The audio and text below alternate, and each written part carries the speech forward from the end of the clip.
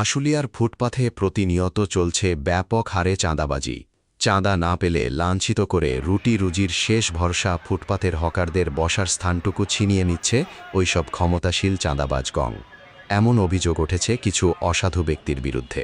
সন্ধ্যা রাতে আশুলিয়ার ডিইপিজেড এলাকায় বলিভদ্র মণ্ডল মার্কেটের সামনে মহাসড়কের ফুটপাথে দেখা যায় মোহাম্মদ ফয়সাল হোসেন ২৪, পিতা আব্দুল জলিল নামে একজন প্রতিটি হকারদের নিকট থেকে নিত্যদিন ৮২টি দোকান থেকে ৫০ হতে ১৫০ ও সিকিউরিটি গার্ডের নামে প্রতি মাসে ১,০০০ টাকা এবং ডিইপিজেড পুরাতন জোনের ফুটওভার ব্রিজ থেকে শুরু করে ১২৩টি ও ডিইপিজেড নতুন জোনের সামনে থেকে হাশেম প্লাজা পর্যন্ত ৫৮টি দোকানে হকারদের নিকট হতে রোকন নামে একজনের নেতৃত্বে মোহাম্মদ জাকির হোসেন নামে একজন লাইট বিল বাবদ ৫০ হতে ১৫০ ও সিকিউরিটি গার্ডের নামে প্রতি মাসে ১,০০০ টাকা হারে চাঁদা আদায় করে আসছেন বলে জানান হকারগণ।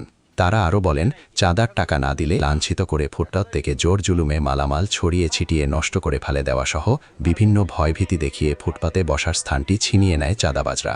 নাম প্রকাশে অনিচ্ছুক স্থানীয়রা জানায়, দীর্ঘকাল যাবৎ বছরের পর বছর ধরে চাঁদাবাজি চলে আসলেও নেই স্থায়ী কোনো কঠোর আইনি ব্যবস্থা।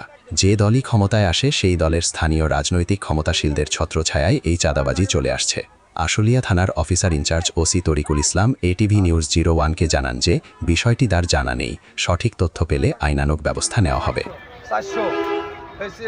কয়টা দোকান থেকে উঠান?